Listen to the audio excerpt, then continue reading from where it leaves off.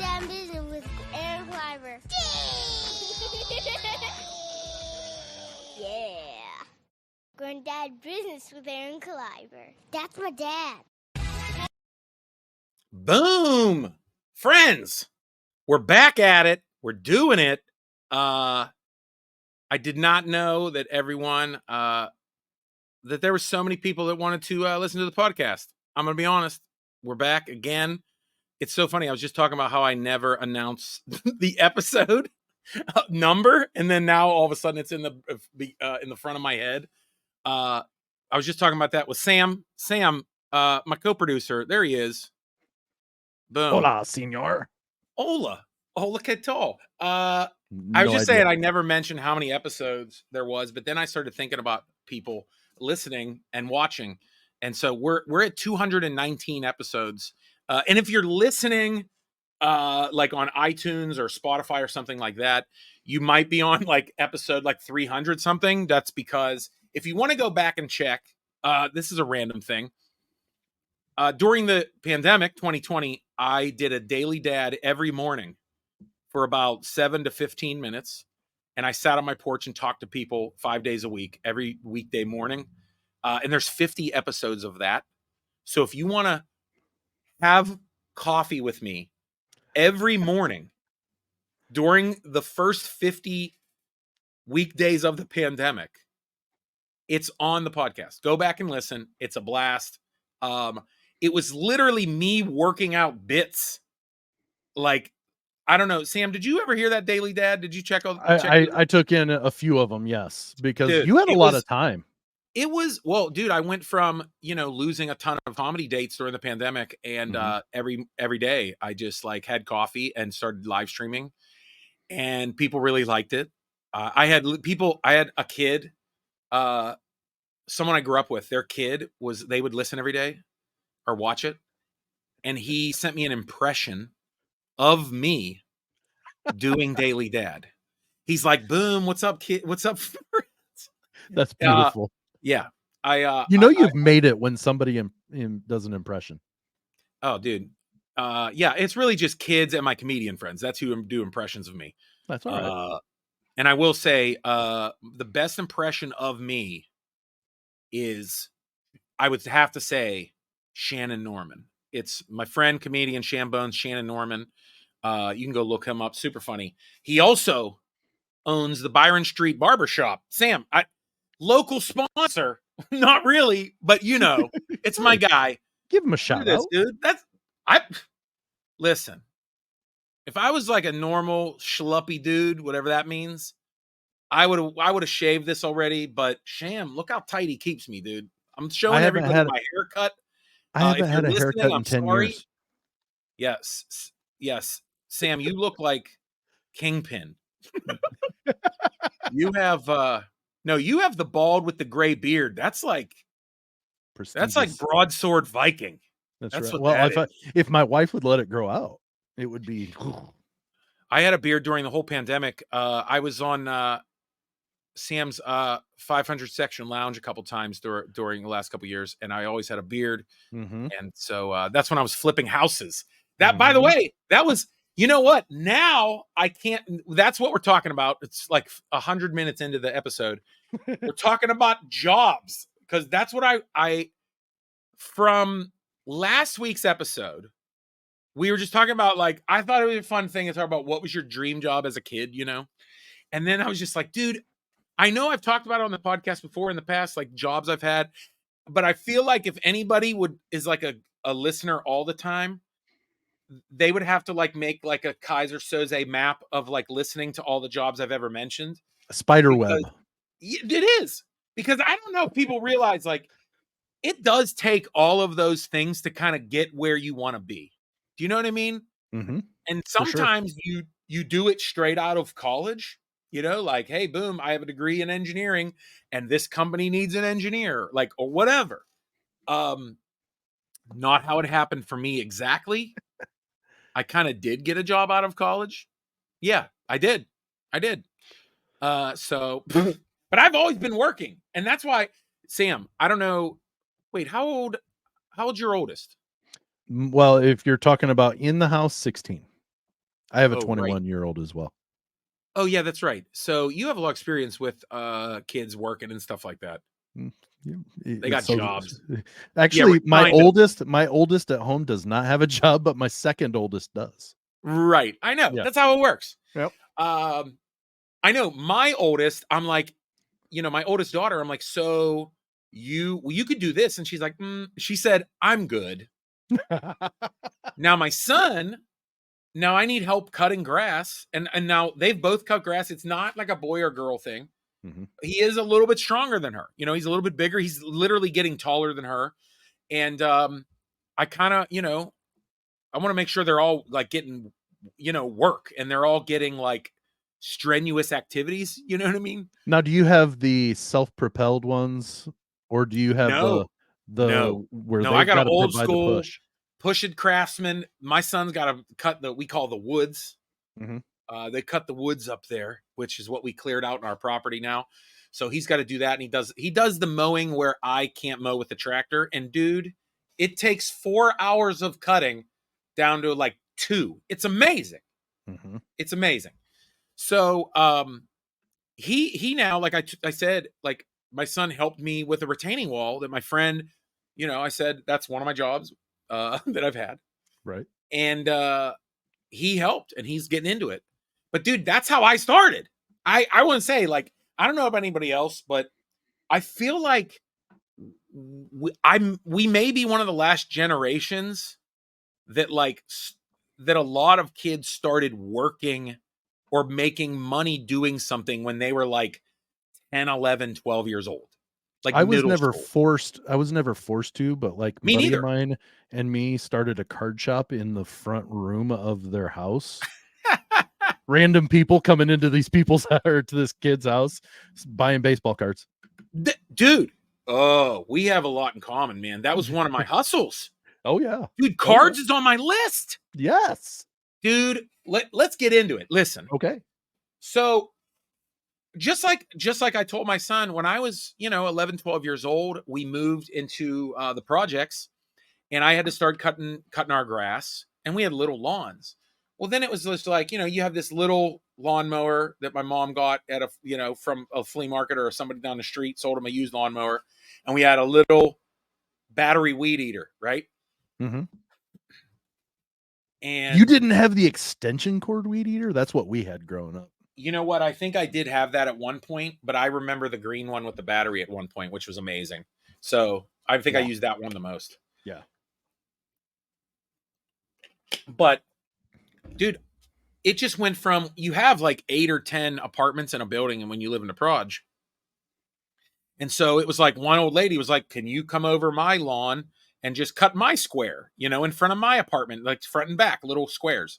Mm-hmm. I'm like, yeah, $5, whatever. Then I was like, $5 for the front, $5 for the back. Boom.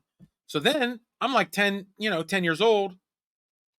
All of a sudden I'm doing 10, 11, 12 yards. But No it's kidding. like these little squares in front of apartment buildings. People are in charge of their own, Mm-hmm. because you can put up your own fences, people had their own ass swimming pools in the projects. They're trying to be middle-class millionaires. That's what I call them, Sam. Right. Where, no joke, where I grew up, people put above ground round pools in the backyard of their project's house where I grew up, where it would the fence, they would put a fence up. You had to have a fence if you had a pool. Right. It would touch the edges of the pool. I'm not kidding. So how big is this plot you're talking about? How big by how big? Most of the ones in the middle of these apartment row is like, I mean, it's got to be 15 by 15, maybe 12 by 12. Small. It's hilarious. So people would put an above ground pool touching the fence. The whole point of the fence was so that people couldn't climb into the pool. Well, you just climb into the pool because the fence is touching the pool. Climb the fence, you're in the pool. Yes. I mean, we would, as a joke, like run around and be like, haha, jump a fence into someone's pool, jump out like we're nuts. Like, but there was like 4 pools in the projects. There was like 4. And it was just like retired people who, I guess, took advantage and got in, and they're just living on their retirement, and they have a little pool. But we had a little awning, that was there before us. Stuff like that. Mm-hmm. But dude, yeah, these little yards, once you get 10, 12, I'm 12 years old, 13 years old. I'm like, I'm making $100 a week. I'm Yeah. making $150 a week because I'm cutting, sometimes there'll be like two little lawns next to each other. I just hit them, all at the same time. So once you start doing that, you're out shoveling your snow. So dude, when I was 13, people started asking me to shovel their snow. They're like, honey, can you come and shovel my snow? I'm like, yeah, $5. And usually they would only need one, dude, I'm 13 years old. I'm waking up at 5:30 in the morning when it's dark, 6 in the morning, and I'm shoveling people's walks. I'll say I'll come over if it's, especially like if there was a 2-hour delay, I would tell people, I'm like, I'll come shovel your snow for $5 if there's a 2-hour delay. They're like, all right. I would go shovel 30 people. Me and my buddy, I'd get a friend. We would shovel snow, do that.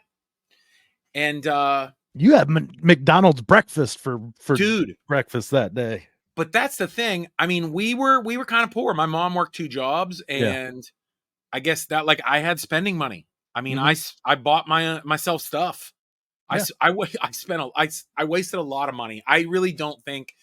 And at that point, I don't think my mom knew I was making that much money until she knew you were working, just didn't know how much money you were getting. I think it was maybe like 14 or 15 years old, where not only I bought my own air conditioner for my living room or for my bedroom, and I think I gave my mom money for an air conditioner for the living room. She was like, "Wow, how did you get this?" She was like, "What? How you got $50?" I'm just like, "Well, I'm cutting lawns," and I started buying cards. I started buying investing a ton of money in cards. I bought tons of baseball. I always have collected, you know what I mean? It was one thing that like, I don't know, I always got as gifts and stuff. You ever have like a relative just give you like 100 packs of cards like for your birthday? And I tried to chew all the gross gum. I had an old great uncle Vic who like would send me like 10 packs of baseball cards like for my birthday and Christmas. That's awesome. Yeah, it was I was like one of my favorite gifts. And then dude, I started buying cards, and just want to give you a little alert. I was a bad kid, okay? There was also, I know I've talked about this in my life. There is an episode way back in the podcast where we talk about hustling. And yeah, I was a creative kid who liked to make money. And not only did I work and buy stuff, I stole a lot of stuff. Yeah, I was that kid. It was exciting. I'm not proud of it now. It's hard. It's one of those things, right? Like it's hard to tell your kids that you're like, oh, I used to break into cars and steal shit all the time. Yeah. You know what I mean? Like, yeah. Like I don't want to tell my kids, I'm like, well, your dad was pretty much a criminal for like years. Like, how do you tell your kids you're like, yeah, I sold cigarettes to people and I stole things and I sold a 6-pack of beer to a bunch of middle schoolers. You know what I mean? Like, I would break into cars. I mean, when you're just walking around the neighborhood or riding on your bike, you're checking cars, stealing change, stealing cassette tapes. I was a little ruffian. I was a little beastie boy. You know what I'm saying? Yeah. That's just what I was. I wasn't. I was running around the neighborhood. You know what I mean? Like that's what was happening. But then, dude, I don't know why. I guess I'm thankful that I got a real job. What was your first like real job? Like you got an application. Yep. And you applied. Okay. So I was the youngest of 3, or I am the youngest of 3. Okay. And so I wasn't expected to get a job. I was told as long as I play sports and things like that, I can concentrate on that and stuff. Right. Well, I didn't play basketball my freshman year of high school. So a Friday night after a football game, the thing was that in our town, we had to drive to the next town over to go to Pizza Hut afterwards. That's where Pizza Hut was packed every Friday night after football games. Yeah, dude. So we went, and buddies of mine and I, they had the application on the placemat. So I filled it out just kind of as a joke, but handed it in, and they hired me. So I became a 16-year-old dishwasher at the Pizza Hut. Bro, my first job was pizza too. Oh, beautiful. Dude. Both of us had the same first pizza job. Not Pizza Hut, but I will tell you, I did kind of work at Pizza Hut. It's coming. Hold on. My first job, I was 15, and I think I got my permit, and I was like, I'm gonna go be a delivery driver because I was gonna get a truck off my buddy, and I was like, well, I'm gonna get a truck to start cutting lawns outside of the garage, Mm-hmm. and I'm gonna deliver pizza. Well, I was 15, and they were like, yeah, you're not delivering pizza, with a permit. You know what I mean? And they were like, until you have a car in your name, like you can't, usually we don't have teenagers delivering pizza, right? So I went and I was a cook. I was a pizza cook. Beautiful. And it's funny because you worked at Pizza Hut. I worked at Pizza Outlet. Oh, okay. That is a Western Pennsylvania, Ohio chain that now they had a branding change. It's amazing. They went from Pizza Outlet, which is so funny because it does sound like the poorest, yeah, come on down to Pizza Outlet. We got all kinds of pizza. Whenever you hear outlet, you hear discount, maybe not quality. Yeah, there's like a guy with like a straw hat. It's like a cowboy hat. That's not a nice one. You're like, did he inherit that cowboy hat? Right. He's like, come on, Pizza Outlet. Wow. And there's you know what I mean? Yeah, good brand. There are goats walking in the background, Yes, they immediately brand changed to, you ready for this? They went full Olive Garden, Vocelli's. Oh. And now they are a Vocelli's. Is that the way it's it worked? Pronounced? They're still around. Nice. And but I don't know. My neighborhood Pizza Outlet, it's Vocelli's. It's not around any longer because my neighborhood is dominated by 20 local owned pizza shops. Come at us, bro. We make our own pizza. We make our own dough. We don't need no Pizza Hut. We don't need no Domino's. Now, not being from Pittsburgh, what is Pittsburgh's style of pizza? See, it's very funny because somebody actually posted, I saw someone post recently Pittsburgh style pizza, and literally everyone was like, what? That's not a thing. I will say there are some styles of things here. That's Permane Brothers sandwiches, which is French fries and coleslaw in the sandwich. Yep. There's French fries on a salad with steak or chicken. Becoming a salad when there's fries on it. The texture of the fries with a chicken salad, and if you like ranch, try it out. Call me back next week or shut your damn mouth. I'm just asking. Is it still so good, salad dude? Once you throw? I mean, it reminds me of Jim Gaffigan. Can you put a bacon on there? And you know what? Take the lettuce off and throw in a Snickers bar. Well, I tell you what, I like it because guess why? I don't like croutons. Oh, okay. And it's got that little something of that. Yeah. But then I guess pizza is really, honestly, Pittsburgh. A lot of things that we have are an amalgamation of the biggest cities that we're between, is Chicago, New York, and Philly. Mm-hmm. So we have deep dish pizzas here. We have New York style pizzas. Most of the local shops here just choose what they do. You know what I mean? Their favorite, Right. which I love. Yes. The best deep dish in Pittsburgh is Jet's Pizza. Unbelievable. Now, is that Chicago style you're saying, deep dish? It's kind of like a deep dish oven baked square.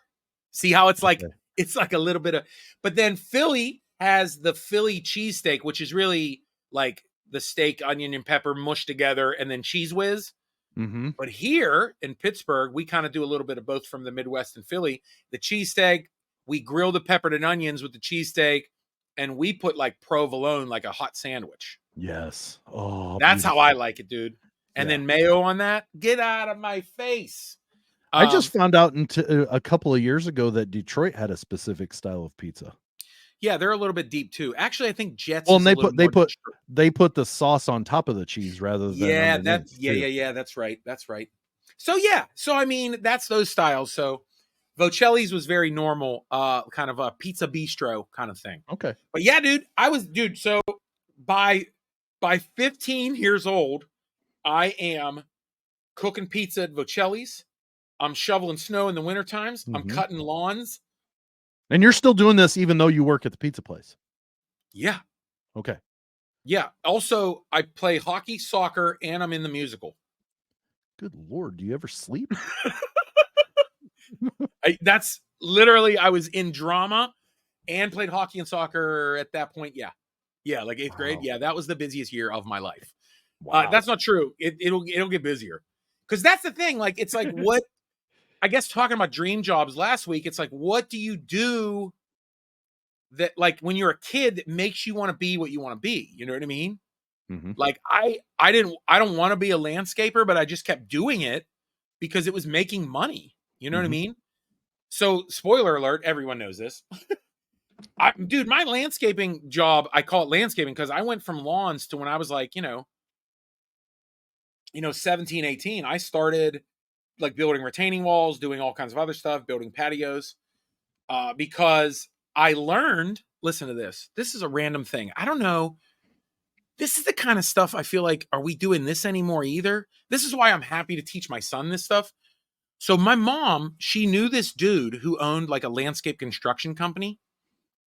And he had this plot of land out in the middle of nowhere. And he was hiring like high school boys to to work for his landscape company, but you'd have to come to his property first and work for him. Now, in hindsight, this sounded super weird and sketchy, and I can't believe my mom sent me to this place.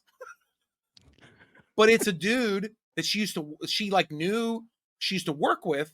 He's in a wheelchair. He's paralyzed because he dove into a swimming pool, and he has a wife. They don't have kids. They have dogs. He has like 10 acres. And really, it's like me and these two other dudes show up on a Saturday, and he's like, okay, you guys are going to make $10 an hour. And this was like, 1996. I'm like 95. I'm like, what? It's when $4.25 was the minimum wage. He's like, I'm going to pay you guys $10 an hour. And if you want, you can be on my crew, and I'll start you at $12 an hour on my crew. And that's, helping cut grass, mulching, digging, all that stuff, carrying trees. Now I know what it is. Right. Right. But it was like me and these other couple dudes. Sometimes it was one time, a couple times it was just me, and never went in the house. Like, only if I had to go to the bathroom, I used they have a little pool house bathroom, and they have an in-ground pool. Like, it was the most beautiful place. And he would have an off-road wheelchair, but all his land was pretty much flat, except like a hillside where you could dump stuff. So his wife would help us and stuff. And like, dude, he would just be like, okay, we're going to mulch this bed now. And he would describe and say, all right, you're going to cut this out with a shovel. And then there's a mulch pile, and you're going to fill this up with about 10, wheelbarrows of mulch. And I was like, all right, Greg. Yeah. Like, and he'd be like, Professor Xavier of landscaping, dude. That's how I learned how to landscape. This dude, 10 acres in a wheelchair and just like driving around. Not 10, dude. And he worked this company for like 20 years. This is his company. So like, and his guys would come sometimes, and there'd be like there'd be like a whole infantry show up. I think he had like 4 or 5 trucks working for him. Wow. And so he would use his property to train his workers. That's beautiful. It was genius. So that's how I learned. And I never joined his crew because, then you had to drive out and work for him and stuff. And it was just like, I'm delivering pizza. I'm cutting my own lawns. I'm good. So he kind of taught me how to, I built a patio with him, built a small retaining wall, learned how to mulch, learned all that stuff. And then I started doing it. I started telling people, ladies at church, I'm like, I can mulch your house, And then that went from the week I turned 18, I incorporated my company, and that became K Brothers. Because I had a couple dudes that I grew up with in the projects working for me, and I was like, oh, we're all brothers. You know what I mean? Like, hey, we're all growing up together. And so it was like K Brothers, Kleiber Brothers. So, and it was like, I wanted to be like Mario Brothers too. So boom, there it is. And the nerdy connection. It's a good. Yeah, dude. But like, that's how I got into landscaping. Isn't that nuts? And you're like, wait. The crazy ahead. thing is on that is, you know, you may not know that you love it until you've started. And yeah, you were making mad money, but you turned out that I you did know, enjoy it to a certain extent that you could carry it on to other things that you wanted to do. dude. But isn't that, it's just crazy how it leads you into Yeah. those things. And I'm still today, I randomly do that stuff to help people or for a couple bucks, you know, crazy. Yeah. But also you think like what you become when you grow up, like how many jobs, like also though, I was in theater, you know, I was an athlete, which I kind of started taking more theater and just played hockey a little bit, you know, and that kind of got me, at the end of the day, theater started me wanting to be an actor, you Mhm. know? Mhm. And then, remember I said I was a bad kid. I actually started going to church. I actually met friends through hockey, really. I Yeah. met a dude who hung out with girls all the time. And so I was like, you know what? I'm gonna go do that. I'm gonna go to youth group with my buddy. And I got bamboozled into Jesus. It's not a But no, bad really. thing to get hooked I into, know, though. but by the time I was done with high school, I was like making videos, funny videos for like church stuff, and Mhm. making videos for high school and my friends, winning awards and cutting grass. And it's like doing theater. And it kind of was like, yeah, it's kind of leading me already where I am and as an adult. You know what I mean? Yeah. I mean, I feel like at that point I got to take a break, right? Like Probably so. Got to we pay the bills. should. We'll go to the next episode. We will There- I've got to fly. I'm gonna have to get it. get it, It's guys. gotten. You know what, friends? We're gonna make this a part 2. We'll make it a part 2, jobs part 2. Hey, as always, I'm gonna go talk to my Patreon friends for a little bit, give them a little extra, Little taste. I like being a little extra at the end. You know what I mean? Being a little extra. Yep. Also, hey, if you're listening, thank you so much. Like I said, you can join Patreon for exclusive stuff. Also, check out growndadsshirts.com. Growndadsshirts.com. You can get my shirts, like my Be Kind, Be Funny shirt, the shirt that I'm wearing right now, my Beastie Boys homage, No Sleep Till Brooklyn. This says No Sleep Till Preschool. It's got 3 kids on it. If you can't see it, that's what it is. And I'm wearing this week because shout out to the Beastie Boys, the 2 of the 3. They got a square in New York named after them. Did you know that, Sam? No, I didn't. The That's cover, awesome. the cover of Paul's Boutique. It's in Brooklyn, and they got the named Beastie Boys Square, which is really rad. That's awesome. After the cover of Paul's Boutique, where that place was. It's pretty rad. Well deserved. I know. So yeah, go to growndadsshirts.com or any of my links. You can find them. I have my shirts, like my Wu-Tang homage dad shirt. Children rule everything around me. I have my Jesus crossover the devil shirt. Still love it. Hilarious. Be kind, be funny, friends. That's it. Guys, we're going over to Patreon. We're going to do part 2. We're going to have to do part 2 next week. All right, Sam. Second part next week. Peace. On to Patreon. Yes, sir. Playing it out.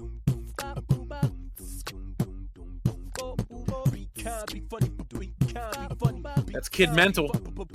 Kid Mental at kidmentalmusic.com. Kidmental.com. Wrote me a song. Be kind, be funny. Pretty rad.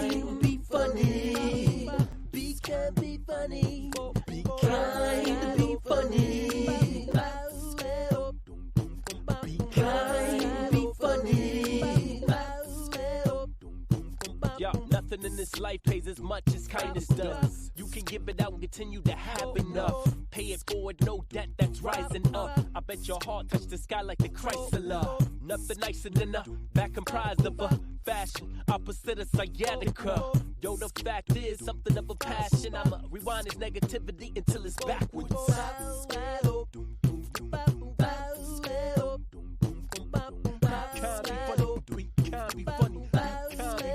Be kind, be funny. Be kind, be funny.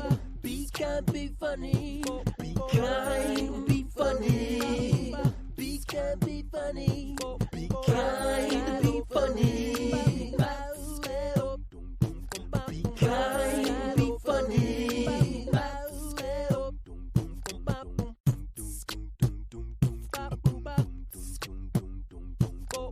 Be kind, be funny.